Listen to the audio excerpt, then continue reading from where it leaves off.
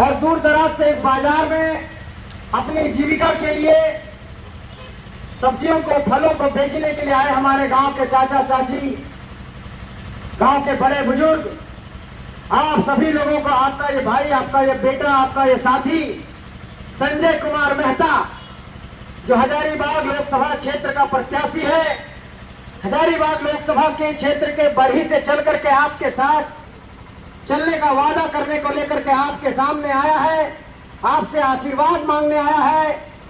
और आप सबसे ये कहना चाहते हैं इस बाजार के प्रांगण से, पहली बात यही कहूंगा कि झारखंड में इस बात को इन नौजवानों ने साबित करके दिखा दिया कि जिसकी मां सब्जियां बेचती हो, जिसकी मां खेती बाड़ी करती हो, जिसके पिता खेती बाड़ी करते हो, जिसके घर के लोग खेती बाड़ी करते हो, वैसे लड़के भी राजनीति में आकर के अपनी पहचान बना सकते हैं। ये जेबी केसेस के लोगों ने साबित करके दिखा दिया। लोग सोचते थे कि सिर्फ पूंजीपति, पैसा वाला, कोयला माफिया, अबरख माफिया, लुटेरा, भू माफिया, 500 करोड़ 200 करोड़ वाले ही चुनाव और राजनीति में आ सकते हैं, लेकिन इस बात को साबित करके जेबी केसेस के साथियों ने यह दिखा दिया, टाइगर जयराम महतो और तमाम साथियों ने यह दिखा दिया कि झारखंड की धरती में अगर झारखंड के लोग ठान लेते हैं तो बड़े बड़े पहाड़ों को भी तोड़ सकते हैं। इस बात को हम लोगों ने साबित करके दिखाया है।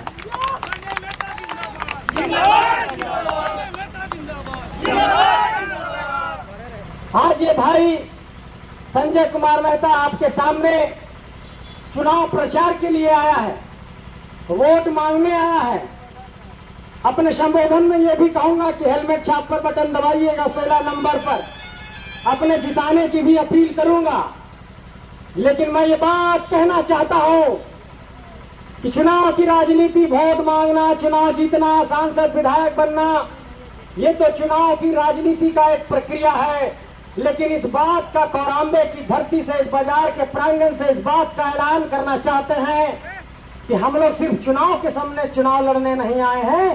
3 साल से झारखंड की धरती में पुलिस की लाठियां खा रहे हैं, झारखंड के लिए लड़ रहे हैं, केस मुकदमे झेल रहे हैं और हमारे साथी जेल भी गए हैं। इसलिए आप सबसे ये कहना चाहते हैं कि ये कभी मत सोचिएगा कि ये नौजवान सांसद विधायक बनने के लिए वोट मांगने आ गए हैं। ये नौजवान झारखंड को बचाने के लिए वोट मांगने आए हैं और ये उम्मीद रखता हूं कि आप आशीर्वाद देंगे। संजय मेहता जिंदाबाद, जिंदाबाद, संजय मेहता जिंदाबाद, और सब बेटे हम इनके कोहर थी। आए बाबू, पारो पार भी सबके इतना इतना करोड़पति, अरबपति, 2 बार के एमएलए, 3 बार के एमएलए, सांसद, विधायक, इस सब के प्रचार प्रसार में मुख्यमंत्री, प्रधानमंत्री आ रहा थी तो इन कैसे पार भा। अरे पारने की बात मत करिए, अभी तो हम लोग कह रहे हैं कि अपना सांसद बनाएंगे। 2024 में जब तक मुख्यमंत्री नहीं बना लेते हैं तब तक दम नहीं लेंगे, इस बात का भी ऐलान करना चाहते हैं। पूरे देश में इस बात पर अब राजनीति के बड़े बड़े जो विद्वान लोग हैं, बड़े बड़े पत्रकार लोग हैं, इस बात पर अब छानबीन कर रहा है कि जेबी केसेस में ऐसा क्या ताकत है कि आज के तारीख में अगर झारखंड के अंदर बिना पैसा के, बिना पूंजी के, बिना डीजल पेट्रोल दिए हुए, बिना खाना पानी दिए हुए अगर लाखों लाखों की भीड़ को जुटाने की कोई कुव्वत रखता है तो वो जेबी केसेस रखता है, वो टाइगर जयराम में तो उसके तमाम साथी रखते हैं। और यही कारण है कि प्रधानमंत्री महोदय और गृह मंत्री महोदय को भी जब दिल्ली में 14 सांसदों के लिए अपने टिकट का बंटवारा करने के लिए सोचना पड़ा तो दिल्ली के बड़े राष्ट्रीय राजनीतिक दलों ने भी इस बात पर सोचा कि झारखंड में खतियानी लोगों को टिकट देना होगा, नहीं तो ये लोग हालत खराब कर देंगे। और यही कारण से आजादी के बाद पहली बार चतरा में खतियानी को टिकट दिया गया। और इस तरह से आपने देखा कि हमारी पहली जीत हो गई कि हमारे लड़ाई को लेकर के दिल्ली वाले भी जाकर के मीटिंग करने लगे कि खतियानी को टिकट देना पड़ेगा। तो पहली जीत तो ये हो गई कि दिल्ली वाले हमारे मुद्दे पर चर्चा कर रहे हैं। दूसरी जीत 4 जून को होगी जब ये ईवीएम का पिटारा खुलेगा, तो उसमें ये बात सामने आ जाएगी कि बाप रे बाप का हो गलो हजारीबाग में, गिरिडीह में।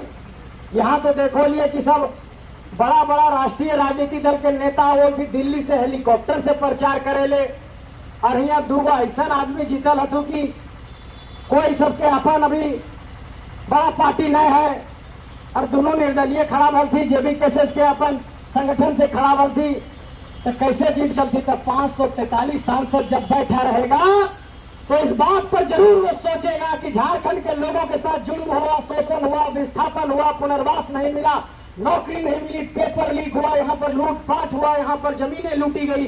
उसी के कारण झारखंडी आक्रोशित हुए, अपनी माटी के लोगों को चुना है। तब ये दिल्ली को जवाब मिलेगा मेरे साथ में। संजय मेहता जिंदाबाद, संजय मेहता जिंदाबाद।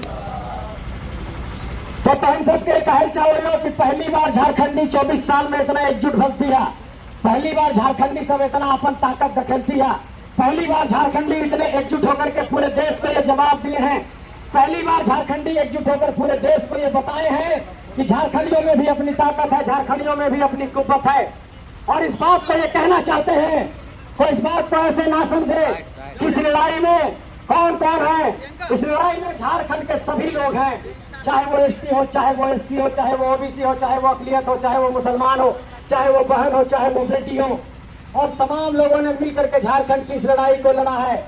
ये देखिए, आप लोगों को लगता होगा कि सिर्फ लड़कों की फौज है, सामने प्रियंका है, देवंती जी है, सानिया है, ये सारे बच्चे, ये सारे हमारी बेटी बहन लोग झारखंड की धरती में निकल करके 3 साल से झारखंड को जगाने का काम कर रहे हैं।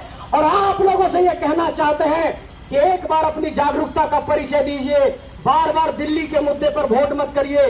जमीन आपकी यहाँ पर लूटी जा रही है, उस जमीन को कौन बचाएगा, इसके मुद्दे पर वोट करिए, ये बात कहने आए हैं। संजय मेहता जिंदाबाद, जिंदाबाद, संजय मेहता जिंदाबाद, जिंदाबाद।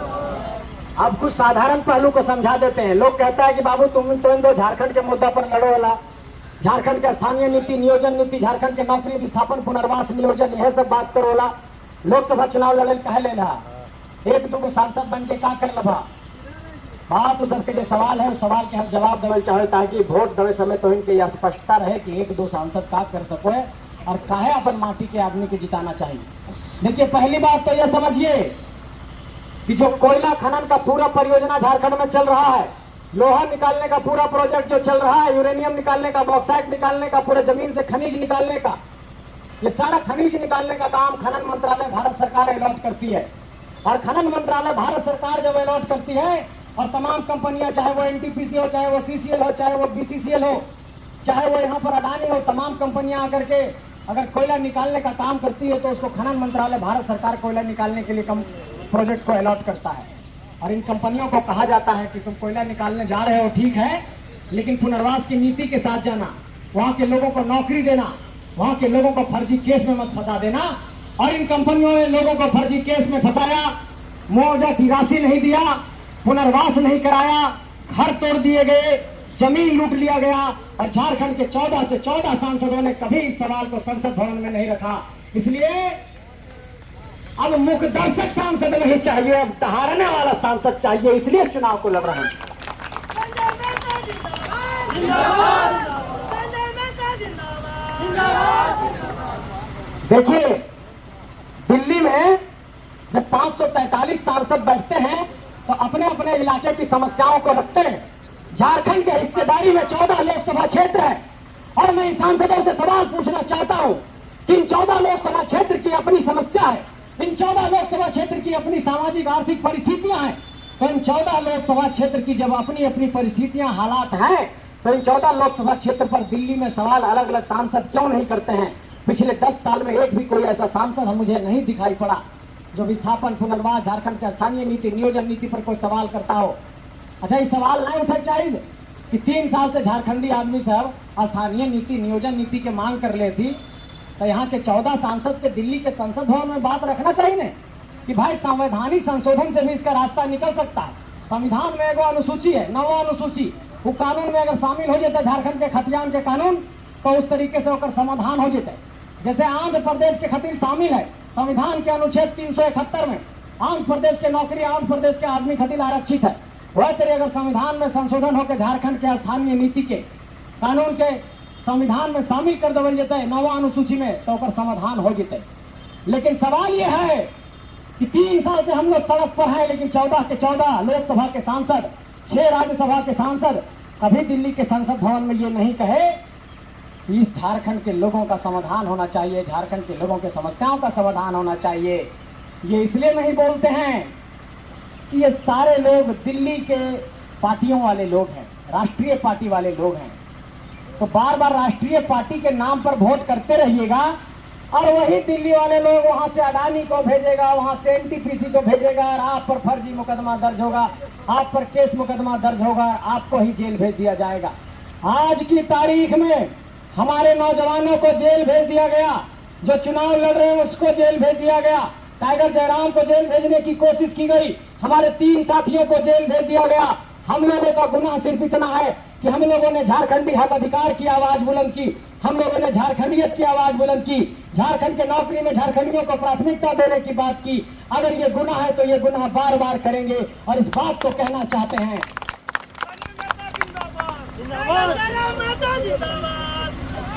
अंत में इस बात को कहना चाहते हैं कि पुलिस हमारे शरीर को कैद कर सकती है, हमें जेल में डाल सकती है, लेकिन हमारे विचारों को कैद नहीं कर सकती है, हमारे विचारों को जेल में नहीं बंद कर सकती है। ये विचार पूरे झारखंड में फैल चुका है और एक एक झारखंडी अब तैयार हो गया है। आपको 20 तारीख को हेलमेट छाप पर वोट देना है। ये हेलमेट छाप 16 नंबर पर है। ये हेलमेट इस बार परिवर्तन का निशान है, ये हेलमेट इस बार क्रांति का निशान है, ये हेलमेट इस बार खतियानी का निशान है, ये हेलमेट इस बार बदलाव का निशान है, ये हेलमेट इस बार झारखंड की धरती में एक बहुत बड़े परिवर्तन का निशान है। ये हेलमेट आपका निशान है, ये हेलमेट एक एक झारखंडी का निशान है, ये हेलमेट कोराम्बे वासियों का निशान है, ये हेलमेट गोला वासियों का निशान है, हेलमेट ये हजारीबाग लोकसभा के वासियों का निशान है। आइए हेलमेट पर बटन दबा करके वैसे लोगों को चोट देते हैं जो सिर्फ समझते हैं कि हेलीकॉप्टर से हाथ हिला करके चुनाव जीत जाएंगे, उन लोगों को ये चुनौती पेश करते हैं कि जो बरगद के सामने चबूतरे पर खड़ा होकर के भाषण देगा वही असली माटी का बेटा है, ऐसे लोगों को ही जिताएंगे। हेलीकॉप्टर से हाथ हिलाने वालों को वोट नहीं मिलेगा, इस बात का ऐलान करना चाहते हैं। आप लोग समझ गए बात। बहुत मुश्किल से झारखंडी एकजुट हुआ, अगर इस बार नहीं झारखंडी को साथ दिए तो ये माटी बिक जाएगी। से इसलिए उठो झारखंडियों, अपने माटी के लिए खड़े हो जाओ। झारखंडियों आपसे कहना चाहता हूं कि ये आपकी लड़ाई है, सिर्फ संजय की लड़ाई नहीं, सिर्फ जयराम की लड़ाई नहीं, ये एक एक झारखंडी की लड़ाई है। झारखंडियों उठ खड़े हो जाओ, आपकी माटी पर बहुत बड़ा खतरा है। आपकी माटी पर आकर के बक्सर से, उत्तर प्रदेश से आकर के, भागलपुर से आकर के, बिहार से आकर के कहां से लोग सांसद और विधायक बन रहे हैं और आप पर ही शासन चला रहे हैं। ये मिट्टी 15 नवंबर 2000 को अलग हो गई थी, तो अपनी मिट्टी में 81 विधायक माटी का चाहिए, 14 सांसद माटी का चाहिए। इसी बात की लड़ाई लड़ रहे हैं, आप सब साथ दीजिए।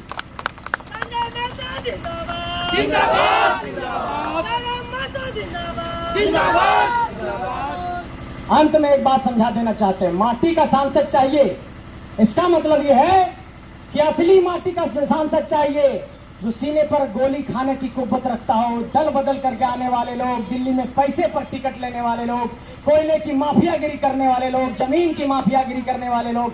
अगर ऐसा हमारा कोई माटी का बेटा है तो उसको दरकिनार भी करना है, ये बात भी आपको कहना चाहते हैं। आप लोगों ने 3 साल में सब कुछ देखा है, बस आपसे आशीर्वाद मांगने आए हैं। अपने भाई, अपने बेटे, अपने इस दोस्त को साथ दीजिए। आपका भाई संजय कुमार मेहता आपसे आशीर्वाद मांगने आया है। 16 नंबर पर 20 तारीख को हेलमेट छाप पर बटन दबाइएगा, यही निवेदन है। बहुत बहुत धन्यवाद, शुक्रिया। सानिया जी को भी सुनिए, बहुत अच्छा बोलती हैं।